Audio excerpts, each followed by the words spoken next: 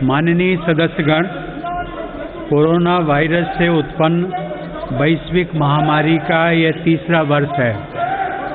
इस दौरान हमने भारत के लोगों की लोकतांत्रिक मूल्यों में अगाध आस्था, अनुशासन और कर्तव्यपरायणता को और मजबूत होते देखा है। आज जब भारत अपनी आज़ादी के 75 वर्ष पर अमृत महोत्सव मना रहा है, तब प्रत्येक भारतवासी की यह संकल्प शक्ति भारत के उज्जवल भविष्य के लिए असीम विश्वास पैदा करती है। इसी विश्वास के साथ मैं संसद भवन के इस ऐतिहासिक सेंट्रल हॉल से प्रत्येक भारतवासी का अभिनंदन करता हूं। मैं आज संसद के इस समवेत सत्र में देश के उन लाखों स्वाधीनता सेनानियों को नमन करता हूं, जिन्होंने अपने कर्तव्यों को सर्वोच्च प्राथमिकता दी और भारत को उसके अधिकार दिलाए। आज़ादी के इन 75 वर्षों में देश की विकास यात्रा में अपना योगदान देने वाले सभी महानुभावों का भी मैं श्रद्धापूर्वक स्मरण करता हूँ। अमृत महोत्सव के इस कालखंड में देश की महान विभूतियों से जुड़े विशेष अवसर भी सभी देशवासियों को प्रेरणा दे रहे हैं। गुरु तेग बहादुर जी का 400वां प्रकाश वर्ष पर्व, श्री अरविंदो की 150वीं जन्म जयंती, V.O. चिदम्बरम पिल्लई का 150वां जन्म वर्ष और नेताजी सुभाष चंद्र बोस की 125वीं जन्म जयंती जैसे पुण्य अवसरों को मेरी सरकार पूरी भव्यता के साथ मना रही है। सरकार ने इस वर्ष से गणतंत्र दिवस समारोह को नेताजी की जयंती पर 23 जनवरी से ही मनाने की शुरुआत की है। मेरी सरकार मानती है कि अतीत को याद रखना तथा उससे सीख लेना देश के सुरक्षित भविष्य के लिए बहुत ही जरूरी है। साहिबजादों के बलिदान की स्मृति में 26 दिसंबर को वीर बाल दिवस की घोषणा एवं 14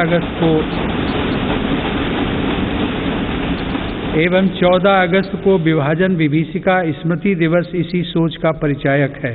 सरकार ने भगवान बिरसा मुंडा को श्रद्धांजलि स्वरूप उनके जन्म दिवस 15 नवंबर को जनजातीय गौरव दिवस के रूप में मनाने का भी निर्णय लिया। माननीय सदस्यगण, आज़ादी का अमृत महोत्सव हम सभी भारतीयों के लिए अगले 25 वर्षों के संकल्पों को आकार देने का पवित्र अवसर है। मेरी सरकार सबका साथ, सबका विकास, सबका विश्वास और सबका प्रयास के मंत्र पर चलते हुए अगले 25 वर्षों के लिए मजबूत बुनियाद पर तेजी से काम कर रही है। इस बुनियाद का सबसे महत्वपूर्ण संकल्प एक सर्वसमावेशी, सर्वहितकारी, सशक्त भारत का निर्माण और देश की आत्मनिर्भरता है। कोरोना के इस कठिन समय की चुनौतियों ने देशवासियों को अपने लक्ष्यों को जल्द से जल्द प्राप्त करने के लिए प्रेरित किया है। माननीय सदस्यगण, कोरोना महामारी ने पूरी दुनिया को प्रभावित किया है और भारत में भी हमारे बहुत से अपनों को हमसे छीना है। इन परिस्थितियों में केंद्र से लेकर राज्यों तक हमारी सभी सरकारों, स्थानीय शासन और प्रशासन, हमारे डॉक्टर्स, नर्सेज और हेल्थ वर्कर्स, हमारे वैज्ञानिकों और उद्यमियों सभी ने एक टीम के रूप में काम किया है। सरकार और नागरिकों के बीच यह परस्पर विश्वास, समन्वय और सहयोग लोकतंत्र की ताकत का अभूतपूर्व उदाहरण है। इसके लिए मैं देश के प्रत्येक हेल्थ और फ्रंट लाइन वर्कर का, हर देशवासी का अभिनंदन करता हूं। कोविड-19 के खिलाफ इस लड़ाई में भारत के सामर्थ्य का प्रमाण कोविड वैक्सीनेशन प्रोग्राम में नजर आया है। हमने 1 साल से भी कम समय में 150 करोड़ से भी ज़्यादा वैक्सीन डोज लगाने का रिकॉर्ड पार किया है। आज हम पूरी दुनिया में सबसे ज़्यादा वैक्सीन डोज देने वाले अग्रणी देशों में से एक हैं। इस अभियान की सफलता ने देश को एक ऐसा रक्षा कवच दिया है जिससे हमारे नागरिकों की सुरक्षा भी बढ़ी है और उनका मनोबल भी बढ़ा है। आज देश में 90% से अधिक वयस्क नागरिकों को टीके की 1 डोज मिल चुकी है, जबकि 70% से अधिक लोग दोनों डोज ले चुके हैं।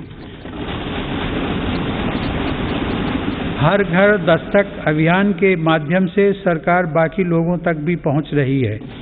इसी माह वैक्सीनेशन प्रोग्राम में 15 से 18 वर्ष तक के किशोर किशोरियों को भी शामिल किया गया है। साथ ही फ्रंटलाइन वर्कर्स और बीमारियों से ग्रस्त वरिष्ठ नागरिकों के लिए प्रिकॉशनरी डोज की भी शुरुआत की गई है। अब तक देश में कुल 8 वैक्सीन्स को इमरजेंसी यूज के लिए स्वीकृति मिल चुकी है। भारत में बन रही 3 वैक्सीन्स को विश्व स्वास्थ्य संगठन की तरफ से आपात स्थिति में उपयोग की मंजूरी भी मिली है। भारत में बन रही ये वैक्सीन्स पूरी दुनिया को महामारी से मुक्त कराने और करोड़ों लोगों का जीवन बचाने में अहम भूमिका निभा रही है। माननीय सदस्यगण, कोरोना महामारी से निपटने के लिए हमारे देश के प्रयास केवल तात्कालिक चुनौतियों तक सीमित नहीं है। इसीलिए मेरी सरकार ऐसे दूरदर्शी समाधान तैयार कर रही है जो भविष्य के लिए भी प्रभावी और उपयोगी रहें। सरकार द्वारा 64,000 करोड़ रुपए की लागत से शुरू किया गया प्रधानमंत्री Ayushman Bharat health infrastructure mission इसका एक सराहनीय उदाहरण है। इससे न केवल वर्तमान की स्वास्थ्य संबंधी जरूरतों को पूरा करने में मदद मिलेगी, बल्कि आने वाले संकटों के लिए भी देश को तैयार किया जा सकेगा। मेरी सरकार की संवेदनशील नीतियों के कारण देश में अब स्वास्थ्य सेवाएं जन साधारण तक आसानी से पहुंच रही हैं। 80,000 से अधिक हेल्थ एंड वेलनेस सेंटर्स और करोड़ों की संख्या में जारी आयुष्मान भारत कार्ड से गरीबों को इलाज में बहुत मदद मिली है। सरकार ने 8,000 से अधिक जन औषधि केंद्रों के माध्यम से कम कीमत पर दवाइयां उपलब्ध कराकर इलाज पर होने वाले खर्च को कम किया है। सुलभ और सुगम स्वास्थ्य सेवाओं के लिए उठाया गया आयुष्मान भारत डिजिटल मिशन भी एक बड़ा कदम है। माननीय सदस्यगण, कोरोना काल में भारतीय फार्मा सेक्टर ने भी अपनी श्रेष्ठता को साबित किया है। वर्तमान समय में भारतीय फार्मा कंपनियों के उत्पाद 180 से ज़्यादा देशों में पहुंच रहे हैं। लेकिन इस क्षेत्र में भारत के लिए संभावनाएं कहीं अधिक व्यापक हैं। फार्मा इंडस्ट्री के लिए मेरी सरकार द्वारा घोषित PLI स्कीम से इन संभावनाओं को विस्तार मिलेगा और रिसर्च को भी गति मिलेगी। सरकार द्वारा किए गए प्रयासों के परिणाम स्वरूप योग, आयुर्वेद एवं पारंपरिक चिकित्सा पद्धतियों की लोकप्रियता लगातार बढ़ रही है। वर्ष 2014 में देश से 6,600 करोड़ रुपए के आयुष उत्पादों का निर्यात होता था, जो आज बढ़कर 11,000 करोड़ रुपए से अधिक हो गया है। दुनिया के सबसे पहले WHO global centre of traditional medicine की स्थापना भी भारत में होने जा रही है। माननीय सदस्यगण, हमारे संविधान के मुख्य शिल्पी बाबा साहब डॉक्टर भीमराव आम्बेडकर ने कहा था कि मेरा आदर्श एक ऐसा समाज होगा जो स्वाधीनता, समानता और भाईचारे पर आधारित हो। प्रजातंत्र सरकार का एक स्वरूप मात्र नहीं है। प्रजातंत्र का मूल है अपने साथियों के प्रति आदर और सम्मान की भावना। बाबा साहब के इन आदर्शों को मेरी सरकार अपने लिए ध्येय वाक्य मानती है। मेरी सरकार की आस्था अंत्योदय के मूल मंत्र में है, जिसमें सामाजिक न्याय भी हो, समानता भी हो, सम्मान भी हो और समान अवसर भी हो। इसीलिए आज सरकार की नीतियों में गांव, गरीब, पिछड़े, अनुसूचित जाति एवं जनजातियों को सर्वोच्च प्राथमिकता दी जा रही है। हाल के वर्षों में पद्म पुरस्कारों के चयन में भारत की यह भावना भली भांति झलकती है। विविधता से भरे भारत में देश के कोने कोने में समर्पित जीवन जीने वाले लोग राष्ट्र सेवा में जुटे हुए हैं। उनमें भारत की शक्ति के दर्शन होते हैं।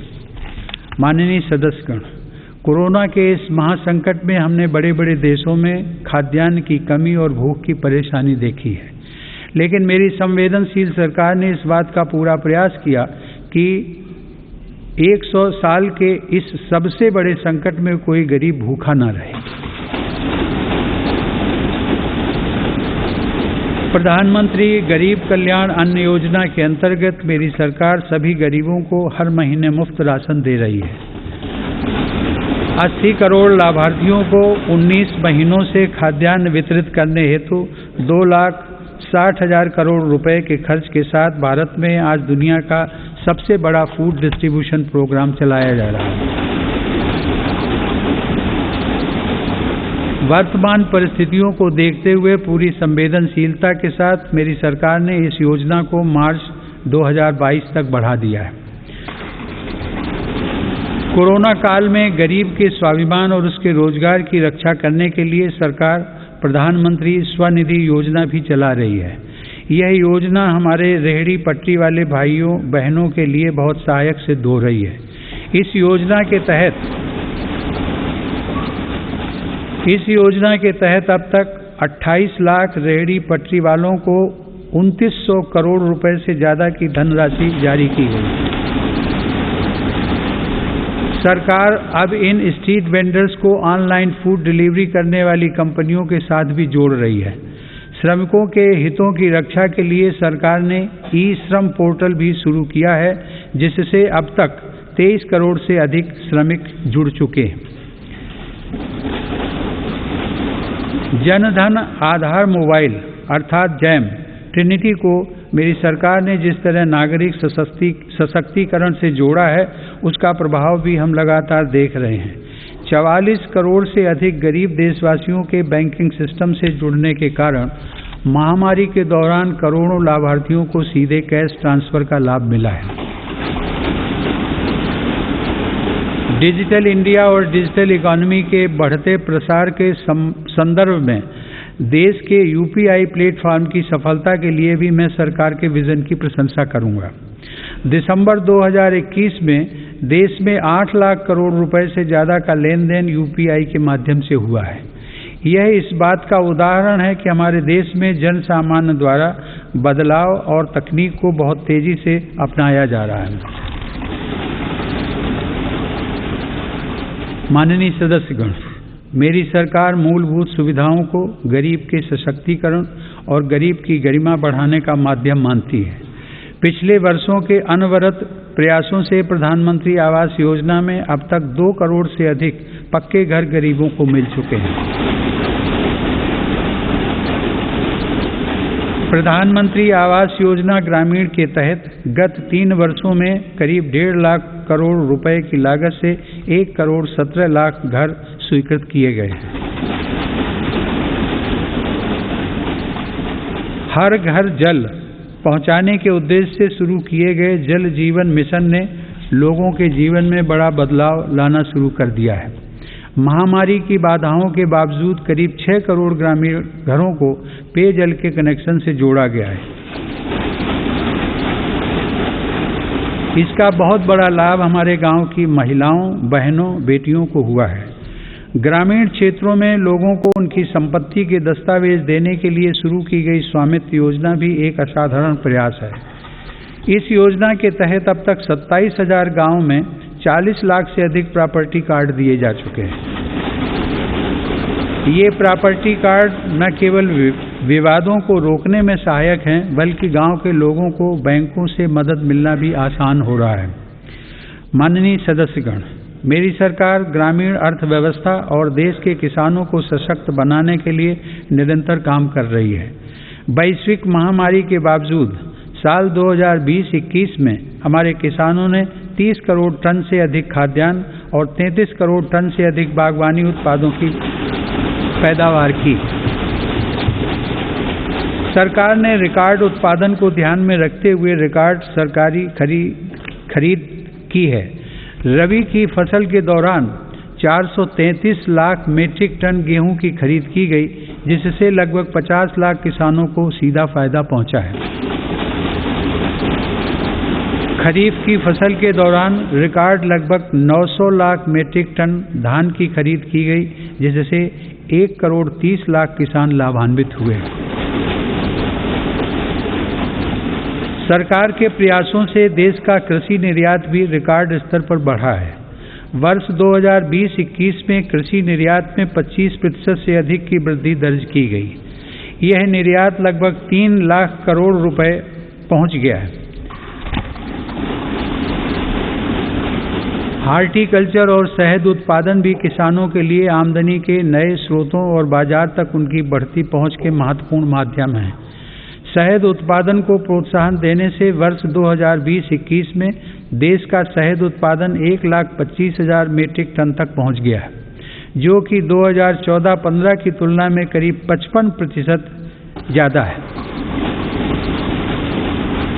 2014-15 की तुलना में शहद की निर्यात मात्रा में भी 102% से ज़्यादा की वृद्धि दर्ज की गई है। किसानों को उनकी फसल के अधिक दाम मिले, इसके लिए उनके उत्पादों का सही बाजार तक पहुंचना जरूरी होता है। इस दिशा में सरकार ने किसान रेल सेवा शुरू करते हुए किसानों के लिए खुशहाली के नए रास्ते खोलने का काम किया है। कोरोना काल में भारतीय रेल ने सब्जियों, फलों तथा दूध जैसी जल्दी खराब होने वाली खाद्य सामग्री के परिवहन के लिए 150 से अधिक मार्गों पर 1900 से ज़्यादा किसान रेल चलाई और करीब 6 लाख मीट्रिक टन कृषि उत्पादों की ढुलाई की। यह इस बात का उदाहरण है कि अगर सोच नई हो तो पुराने संसाधनों से भी नए रास्ते बनाए जा सकते हैं। माननीय सदस्यगण, कृषि क्षेत्र में देश की सतत सफलता और बढ़ते सामर्थ्य का सबसे बड़ा श्रेय मैं देश के छोटे किसानों को देना चाहता हूँ। देश के 80% किसान छोटे किसान ही हैं, जिनके हितों को मेरी सरकार ने हमेशा केंद्र में रखा है। प्रधानमंत्री किसान सम्मान निधि के माध्यम से 11 करोड़ से अधिक किसान परिवारों को 1,80,000 करोड़ रुपए दिए गए। इस निवेश से कृषि क्षेत्र में आज बड़े बदलाव दिखाई दे रहे हैं। फसल बीमा योजना में नए बदलावों का लाभ भी देश के छोटे किसानों को हुआ है। इन बदलावों के बाद से अब तक 8 करोड़ से अधिक किसानों को मुआवजा के तौर पर 1 लाख करोड़ रुपए से ज़्यादा की राशि दी जा चुकी है। खेतों के नज़दीक जरूरी इंफ्रास्ट्रक्चर को विकसित करने के लिए भी मेरी सरकार अभूतपूर्व स्तर पर निवेश कर रही है। 1 लाख करोड़ रुपए के कृषि इंफ्रास्ट्रक्चर फंड के अंतर्गत हजारों परियोजनाओं को मंजूरी दी गई है। मेरी सरकार ने खाद्य तेल में आत्मनिर्भरता को ध्यान में रखते हुए 11,000 करोड़ रुपए की लागत से national mission on edible oil palm की शुरुआत भी की है। सरकार ऑर्गेनिक खेती, प्राकृतिक खेती और क्रॉप डाइवर्सिफिकेशन जैसे विशेष प्रयास भी कर रही है। यह आप सभी की जानकारी में है कि संयुक्त राष्ट्र ने वर्ष 2023 को इंटरनेशनल ईयर ऑफ मिलेट्स के रूप में घोषित किया है।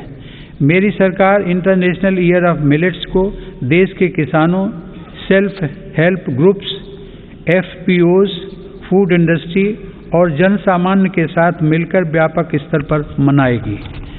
मेरी सरकार वर्षा जल संरक्षण के लिए भी गंभीरता से काम कर रही है। देश में रेन वाटर हार्वेस्टिंग इंफ्रास्ट्रक्चर के निर्माण और पारंपरिक जल स्रोतों के जीर्णोद्धार के लिए विशेष अभियान चलाए जा रहे हैं। प्रधानमंत्री कृषि सिंचाई योजना के तहत विभिन्न परियोजनाओं और अटल भू जल योजना की मदद से देश में 64 लाख हेक्टेयर सिंचाई क्षमता विकसित की गई है। नदियों को आपस में जोड़ने की योजनाओं पर भी सरकार ने काम आगे बढ़ाया है। हाल ही में 45,000 करोड़ रुपए की लागत से पूरी होने वाली केन बेतवा लिंक परियोजना को भी स्वीकृति दी गई है।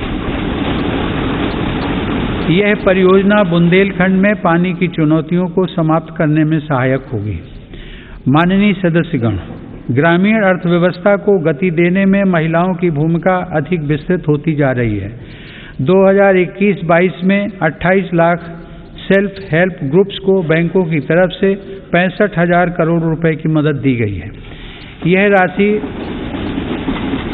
2014-15 की तुलना में 4 गुना अधिक है। सरकार ने हजारों महिला सेल्फ हेल्प ग्रुप्स के सदस्यों को ट्रेनिंग देकर उन्हें बैंकिंग सखी के रूप में भागीदार भी बनाया है। ये महिलाएं ग्रामीण क्षेत्रों में बैंकिंग सेवाओं को घर घर तक पहुंचाने का माध्यम बन रही हैं। महिला सशक्तिकरण मेरी सरकार की उच्च प्राथमिकताओं में से एक है। उज्ज्वला योजना की सफलता के हम सभी साक्षी हैं। मुद्रा योजना के माध्यम से हमारे देश की माताओं बहनों की उद्यमिता और कौशल को बढ़ावा मिला है। बेटी बचाओ बेटी पढ़ाओ पहल से अनेक सकारात्मक परिणाम सामने आए हैं और स्कूलों में प्रवेश लेने वाली बेटियों की संख्या में उत्साहजनक वृद्धि हुई है। बेटे बेटी को समानता का दर्जा देते हुए मेरी सरकार ने महिलाओं के विवाह के लिए न्यूनतम आय को 18 वर्ष से बढ़ाकर पुरुषों के समान 21 वर्ष करने का विधेयक भी संसद में प्रस्तुत किया है। सरकार ने 3 तलाक को कानूनन अपराध घोषित कर समाज को इस कुप्रथा से मुक्त करने की शुरुआत की है। मुस्लिम महिलाओं पर केवल मेहरम के साथ ही हज यात्रा करने जैसे प्रतिबंधों को भी हटाया गया है। वर्ष 2014 से पूर्व अल्पसंख्यक वर्ग के लगभग 3 करोड़ विद्यार्थियों को छात्रवृत्तियां दी गई थी, जबकि मेरी सरकार ने वर्ष 2014 से अब तक ऐसे 4.5 करोड़ से अधिक विद्यार्थियों को छात्रवृत्तियां प्रदान की। इससे मुस्लिम बालिकाओं के स्कूल छोड़ने की दर में महत्वपूर्ण कमी दर्ज की गई है तथा उनके प्रवेश में वृद्धि देखी गई है। देश की बेटियों में सीखने की क्षमता को बढ़ावा देने के लिए राष्ट्रीय शिक्षा नीति में जेंडर इंक्लूजन फंड का भी प्रावधान किया गया है। यह हर्ष की बात है कि मौजूदा सभी 33 सैनिक स्कूलों ने बालिकाओं को प्रवेश देना शुरू कर दिया है। सरकार ने राष्ट्रीय रक्षा अकादमी में भी महिला कैडेट्स के प्रवेश को मंजूरी दी है। महिला कैडेट्स का पहला बैच एनडीए में जून 2022 में प्रवेश करेगा। मेरी सरकार के नीतिगत निर्णय और प्रोत्साहन से विभिन्न पुलिस बलों में महिला पुलिसकर्मियों की संख्या में 2014 के मुकाबले दोगुनी से ज़्यादा बढ़ोतरी हो चुकी है। माननीय सदस्यगण, महान संत तिरुवल्लुवर ने कहा था, कक्कर्क कसड्डर कर्प वई कट्रिपिन निकर्क अद्दकर्क तगा। अर्थात एक व्यक्ति जो कुछ भी सीखता है वह उसके आचरण में दिखाई देता है। आत्मनिर्भर भारत के संकल्प व सामर्थ्य को आकार देने के लिए मेरी सरकार देश में नई राष्ट्रीय शिक्षा नीति लागू कर रही है। राष्ट्रीय शिक्षा नीति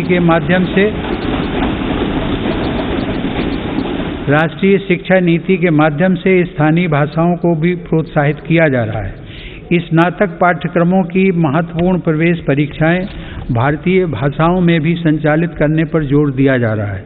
इस वर्ष 10 राज्यों के 19 इंजीनियरिंग कॉलेजों में 6 भारतीय भाषाओं में पढ़ाई शुरू हो रही है।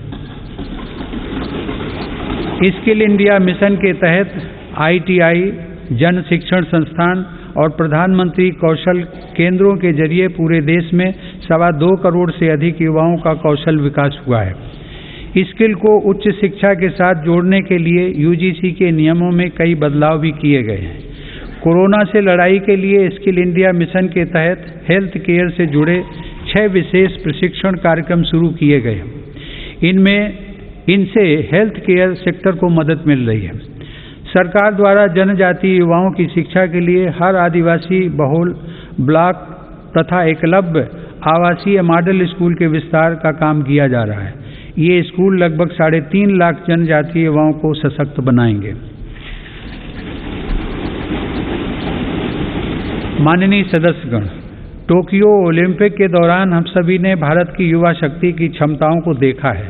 इस अंतर्राष्ट्रीय प्रतिस्पर्धा में अब तक का बेहतरीन प्रदर्शन करते हुए भारत ने 7 मेडल जीते। टोक्यो पैरा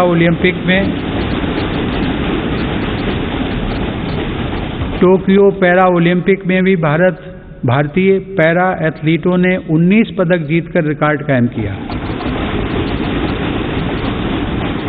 ओलंपिक प्रतिस्पर्धाओं तथा खेलकूद में भारत की उपस्थिति मजबूत करने के लिए केंद्र सरकार राज्य सरकारों के साथ मिलकर देश में सैकड़ों खेलो इंडिया केंद्र स्थापित कर रही है। पैरा स्पोर्ट्स में दिव्यांग युवाओं को ट्रेनिंग देने के लिए सरकार ने ग्वालियर में आधुनिक सुविधाओं से युक्त सेंटर फॉर डिसेबिलिटी स्पोर्ट्स की स्थापना भी की है। माननीय सदस्यगण, दिव्यांग जनों के लिए सुगमता, समानता और सम्मानपूर्ण जीवन के अवसर प्रदान करना एक समाज के रूप में हमारी सामूहिक जिम्मेदारी है। इस दिशा में आज सुगम्य भारत अभियान हमारी राष्ट्रीय संवेदना का परिचय दे रहा है। दिव्यांग जनों का जीवन बदलने के लिए देश में निःशुल्क सहायक उपकरणों से लेकर कॉकलियर इम्प्लांट सर्जरी जैसे प्रोग्राम चलाए जा रहे हैं। इन कार्यक्रमों के अंतर्गत अब तक 25 लाख से अधिक दिव्यांग व्यक्तियों को सहायता उपकरण उपलब्ध करवाए गए और करीब 4000 सफल कॉकलियर इम्प्लांट किए गए। इन्हीं प्रयासों को आगे बढ़ाते हुए सरकार ने मध्य प्रदेश में national institute of mental health rehabilitation की स्थापना भी की है। दिव्यांग युवाओं के भविष्य के लिए 10,000 शब्दों की इंडियन साइन लैंग्वेज डिक्शनरी भी बनाई गई है। माननीय सदस्यगण, हमारा स्टार्टअप इकोसिस्टम हमारे युवाओं के नेतृत्व में तेजी से आकार ले रही अनंत नई संभावनाओं का उदाहरण है। वर्ष 2016 से हमारे देश में 56 अलग अलग सेक्टर्स में 60,000 नए स्टार्टअप्स बने हैं। इन स्टार्टअप्स के जरिए 6 लाख से अधिक रोजगारों का सृजन हुआ है। वर्ष 2021 में कोरोना काल में भारत में 40 से अधिक यूनिकॉर्न स्टार्टअप अस्तित्व में आए, जिनमें से प्रत्येक का मूल्य 7,400 करोड़ रुपए से अधिक आंका गया है। मेरी सरकार की नीतियों की वजह से आज भारत उन देशों में है जहां इंटरनेट की कीमत सबसे कम है तथा स्मार्टफोन की कीमत भी सबसे कम है। इसका बहुत बड़ा लाभ भारत की नौजवान पीढ़ी को मिल रहा है। भारत 5G मोबाइल कनेक्टिविटी पर भी तेजी से काम कर रहा है, जिससे अनेक नई संभावनाओं के द्वार खुलेंगे। सेमीकंडक्टर को लेकर भारत के प्रयासों का बहुत बड़ा लाभ हमारे स्टार्टअप इकोसिस्टम को होगा। भारत के युवाओं को तेजी से बदलती टेक्नोलॉजी का लाभ मिले, इसके लिए भी सरकार ने अनेक नीतिगत निर्णय लिए हैं। कई नए सेक्टरों में प्रवेश के द्वार खोले। सरकार ने startups intellectual property protection program के माध्यम से पेटेंट और ट्रेडमार्क से जुड़ी प्रक्रियाओं को आसान बनाया है, उन्हें नई गति दी है। इसी का परिणाम है कि इस वित्त वर्ष में पेटेंट के लिए लगभग 6,000 और ट्रेडमार्क के लिए 20,000 से ज़्यादा आवेदन किए गए हैं।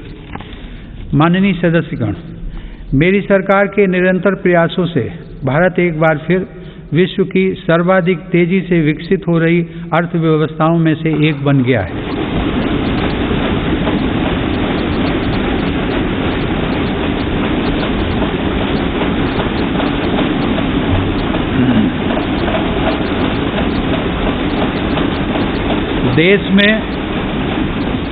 देश में जीएसटी कलेक्शन पिछले कई महीनों से निरंतर 1 लाख करोड़ रुपए से ऊपर बना हुआ है। इस वित्त वर्ष के पहले 7 महीनों में $48 बिलियन का विदेशी निवेश आना इस बात का प्रमाण है कि अंतर्राष्ट्रीय निवेशक भारत के विकास को लेकर बहुत आश्वस्त हैं। भारत का विदेशी मुद्रा भंडार भी इस समय $630 बिलियन से ऊपर है।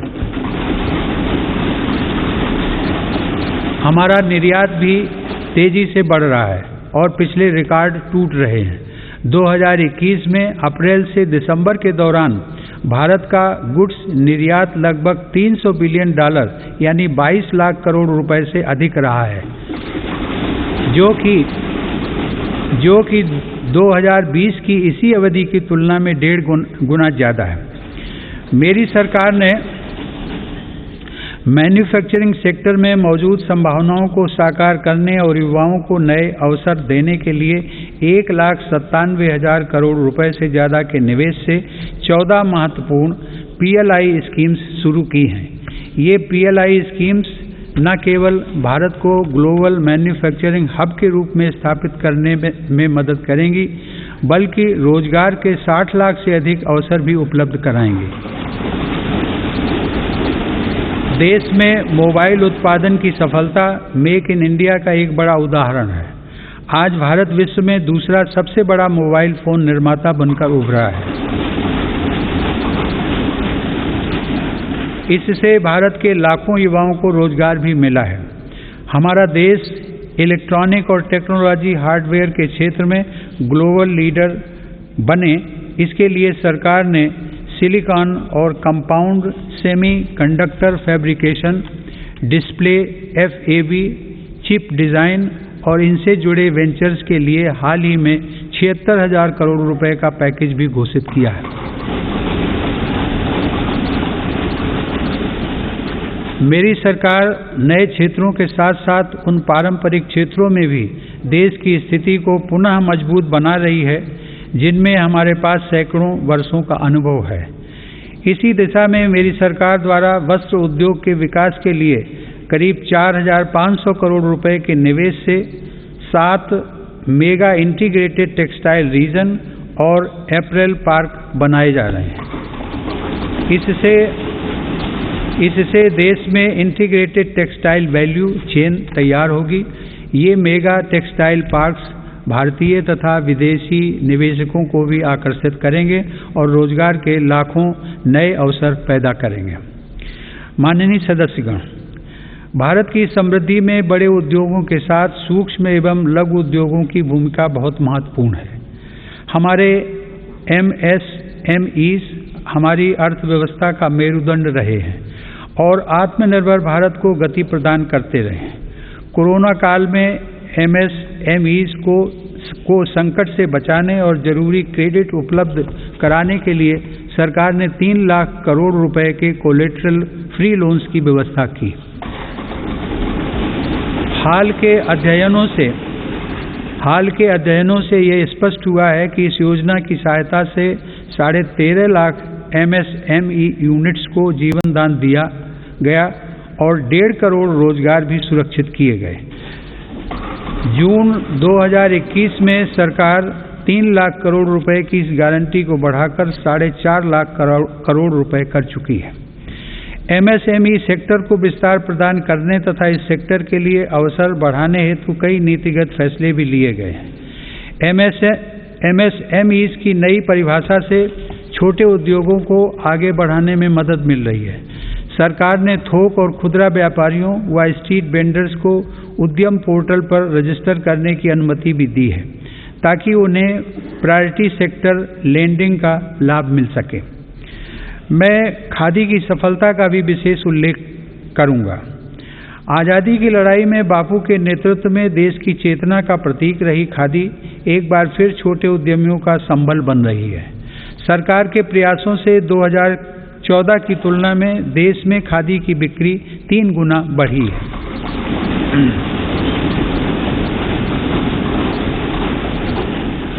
माननीय सदस्यगण, किसी भी देश के विकास का आधार वहाँ का इंफ्रास्ट्रक्चर होता है।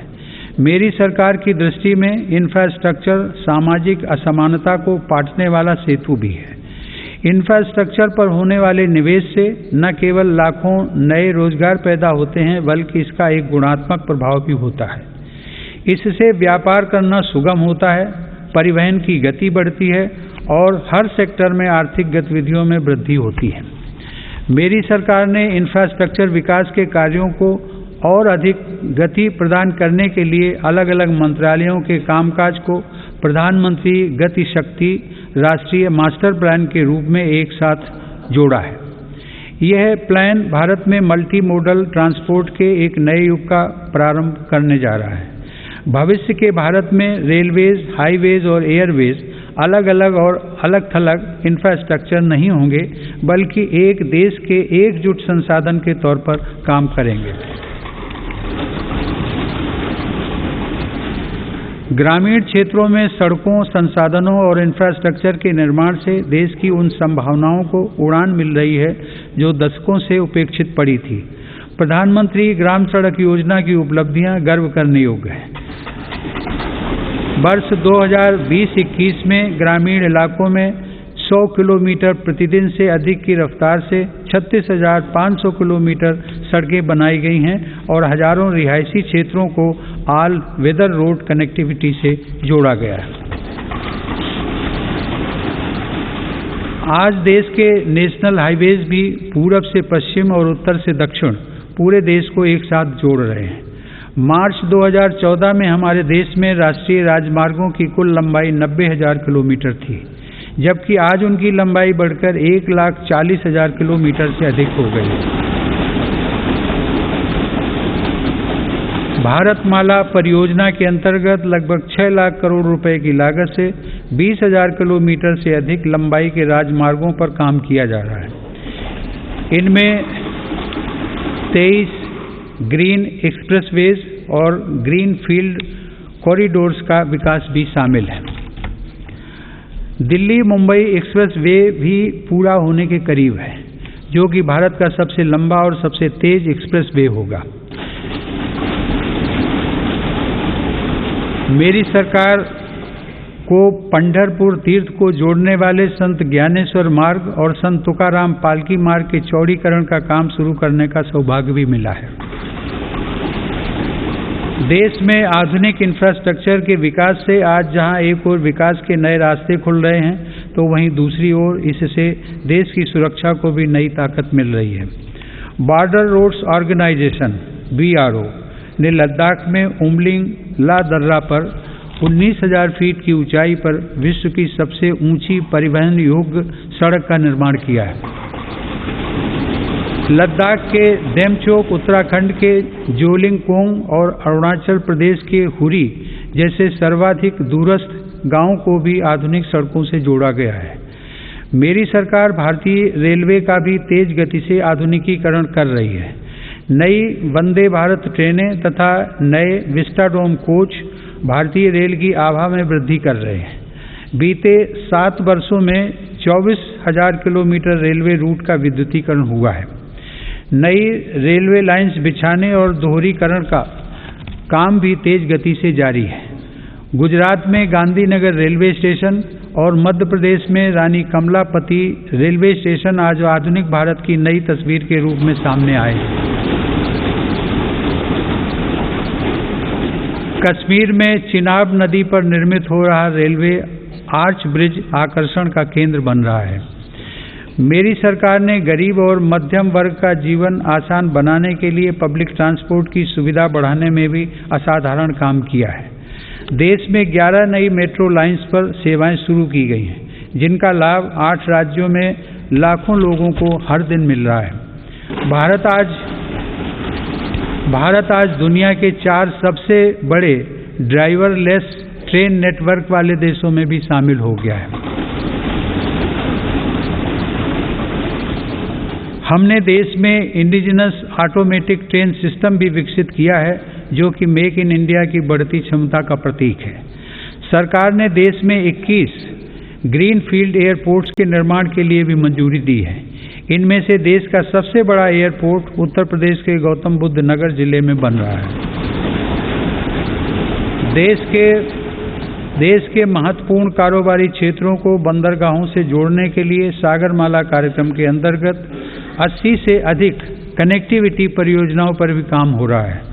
अब तक 24 राज्यों में 5 मौजूदा राष्ट्रीय जलमार्गों और 106 नए जलमार्गों सहित कुल 111 जलमार्गों को राष्ट्रीय जलमार्ग घोषित किया गया है।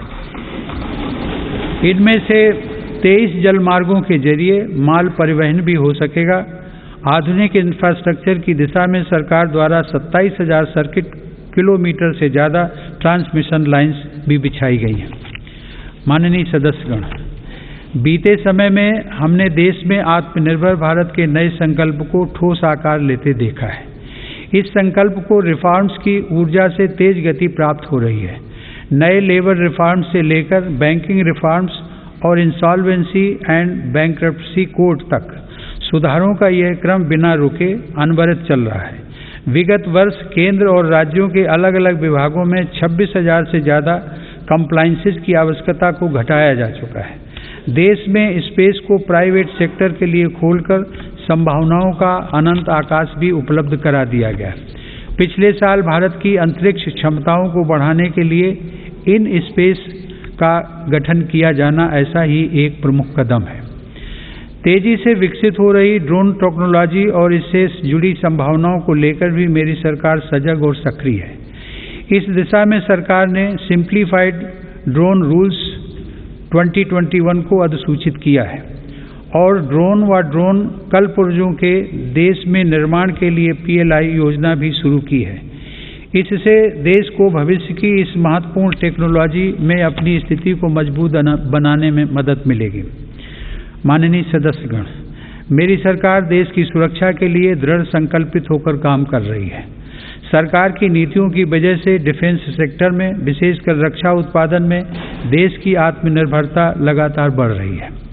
वर्ष 2020-21 में सैन्य बलों के आधुनिकीकरण के लिए जो भी स्वीकृतियां प्रदान की गईं, उनमें 87% उत्पादों में मेक इन इंडिया को प्राथमिकता दी गई।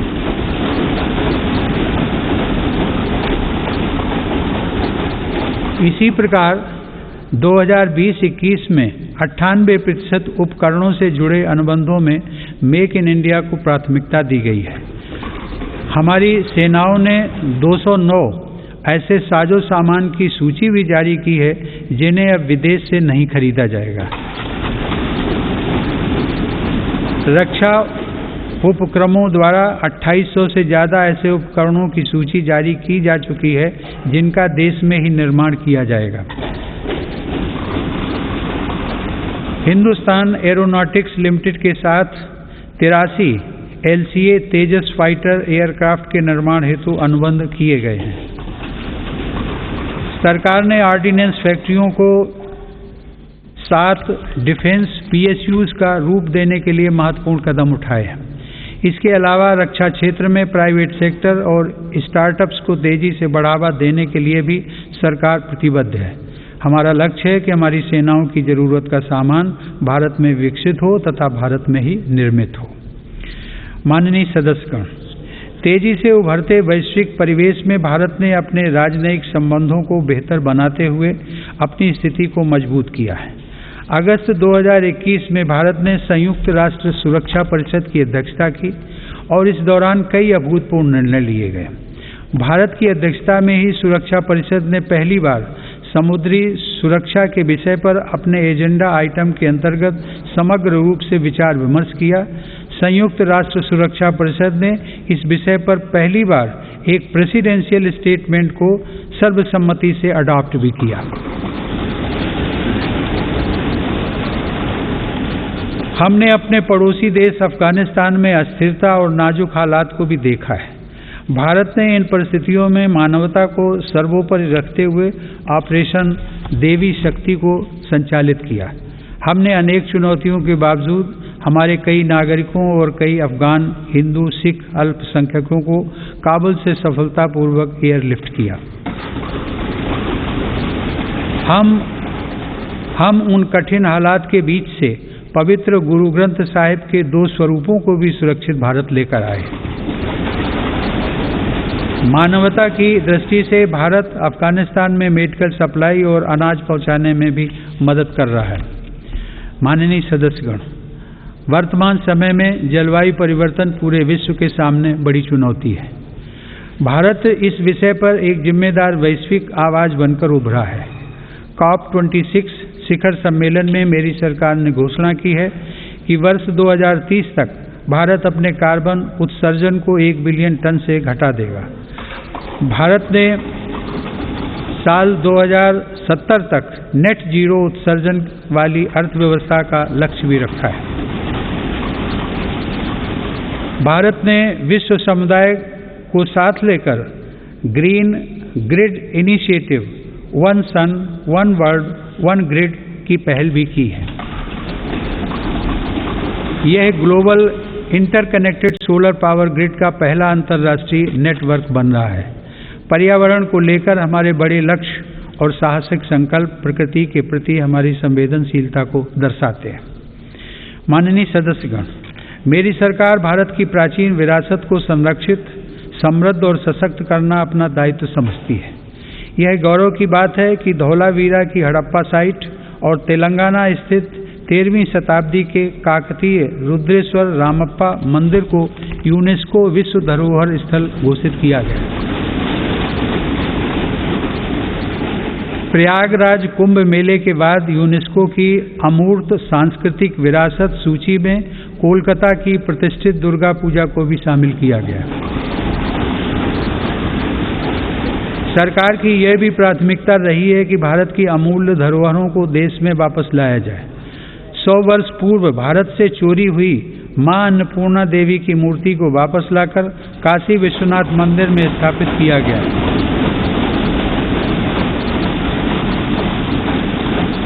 दुनिया के अलग अलग देशों से ऐसी ही कई ऐतिहासिक धरोहरें आज भारत में वापस लाई जा रही हैं। हम सब जानते हैं कि विरासत और पर्यटन का एक दूसरे से गहरा नाता है। इसीलिए आज एक और भारत की आध्यात्मिक विरासत को फिर से जीवंत किया जा रहा है, तो साथ ही तीर्थयात्रियों और पर्यटकों के लिए आधुनिक सुविधाएं और इंफ्रास्ट्रक्चर का विकास भी हो रहा है।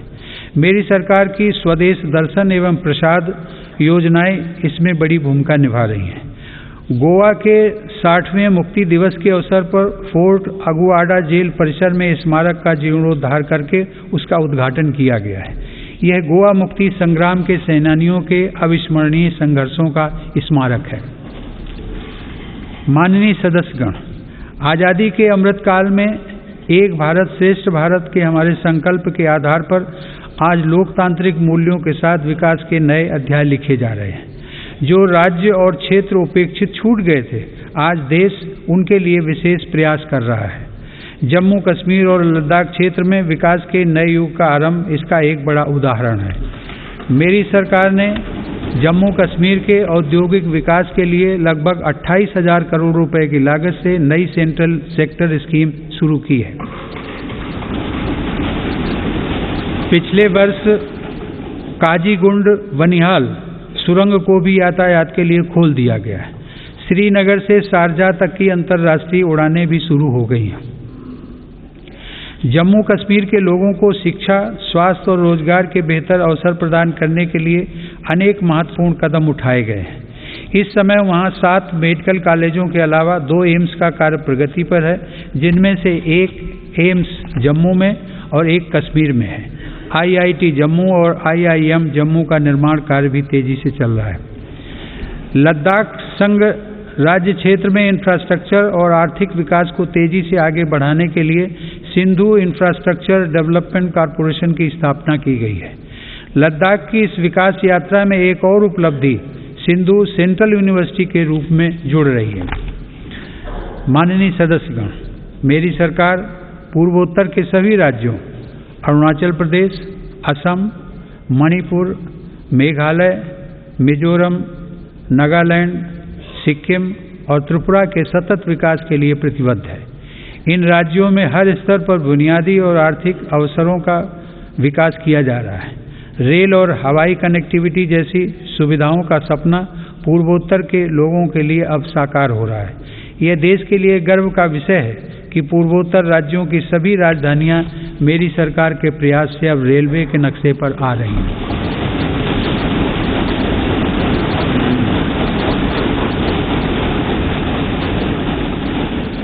ईटानगर के होलोंगी में एक नए एयरपोर्ट की स्थापना की जा रही है।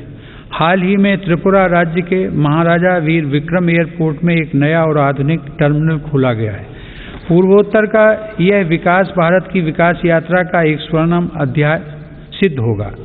कुछ दिन पहले ही 21 जनवरी को मेघालय, मणिपुर और त्रिपुरा की स्थापना के 50 साल पूरे हुए हैं। आज़ादी के 75 साल पूरे होने के साथ इन राज्यों की यात्रा भी हमें विकास के नए संकल्पों के लिए प्रेरित कर रही है। पूर्वोत्तर में शांति स्थापना के लिए मेरी सरकार के प्रयासों को ऐतिहासिक सफलता प्राप्त हुई है। अभी कुछ महीने पहले ही कार्बी आंगलोंग के दशकों पुराने विवाद को समाप्त करने के लिए केंद्र सरकार, असम की राज्य सरकार एवं कार्बी समूह के बीच समझौता हुआ है। इससे इस क्षेत्र में शांति और खुशहाली का एक नया अध्याय शुरू हुआ है। सरकार द्वारा किए गए प्रयासों से आज देश में नक्सल प्रभावित जिलों की संख्या भी 126 से घटकर 70 रह गई है। माननीय सदस्यगण, मेरी सरकार नागरिकों की जरूरतों के प्रति सरकारी विभागों को अधिक से अधिक जवाबदेह बनाने के लिए कृत संकल्प है। बकाया मामलों में निपटान हेतु तथा स्वच्छता के लिए भारत सरकार के प्रत्येक मंत्रालय में विशेष अभियान चलाया जा रहा है। मिशन कर्मयोगी के अंतर्गत सिविल सर्वेंट्स की क्षमता बढ़ाने के लिए सरकार ने कैपेसिटी बिल्डिंग कमीशन की स्थापना की है। मिशन कर्मयोगी सिविल सर्वेंट्स के कैरियर में भी सहायक होगा और राष्ट्र निर्माण की नई जिम्मेदारियों के लिए उन्हें तैयार भी करेगा। न्याय प्राप्ति को सरल और सुगम बनाने के लिए भी देश में कई महत्वपूर्ण कदम उठाए जा रहे हैं। टेली लॉ प्रोग्राम के माध्यम से मुकदमों से पहले सलाह देने के लिए एक प्लेटफॉर्म का गठन किया गया है। विवादों के निपटारे में गति लाने के लिए मेरी सरकार ने राज्यसभा में मध्यस्थता विधेयक 2021 पेश किया है। माननीय सदस्यगण, आज देश की उपलब्धियां और सफलताएं देश के सामर्थ्य और संभावनाओं के समान ही असीम हैं। ये उपलब्धियां किसी एक संस्था या प्रतिष्ठान की नहीं हैं, बल्कि देश के कोटि कोटि नागरिकों की हैं। इनमें करोड़ों देशवासियों का श्रम और पसीना लगा है। ये सभी उपलब्धियां हमारे महत्वाकांक्षी लक्ष्यों की लंबी यात्रा में एक तरह से मील का पत्थर है और आगे बढ़ने के लिए हमारी प्रेरणाएं भी हैं। वर्ष 2047 में देश अपनी आज़ादी की शताब्दी पूरी करेगा। उस समय के भव्य, आधुनिक और विकसित भारत के लिए हमें आज कड़ी मेहनत करनी है। हमें अपने परिश्रम को पराकाष्ठा तक लेकर जाना है और यह सुनिश्चित करना है कि अंततः इसके लाभकारी परिणाम निकले। इसमें हम सबकी भागीदारी है और समान भागीदारी है। कोरोना काल में आप सभी सांसदों ने जिस तरह अपनी जिम्मेदारियों का निर्वहन किया और सभी सावधानियों का पालन करते हुए दोनों सदन संचालित हुए, मैं उसके लिए आप सभी की सराहना करता हूं। आप सभी सांसदगण करोड़ों देशवासियों की आशाओं आकांक्षाओं के सारथी हैं। इसी भावना के साथ हमें आगे भी काम करते रहना है। मुझे पूरा विश्वास है कि हम सब मिलकर अपने महान भारतवर्ष को गौरव के शिखर तक लेकर जाएंगे। इसी भावना के साथ आप सभी का एक बार फिर से अभिनंदन। आप सभी का बहुत बहुत धन्यवाद। जय हिंद।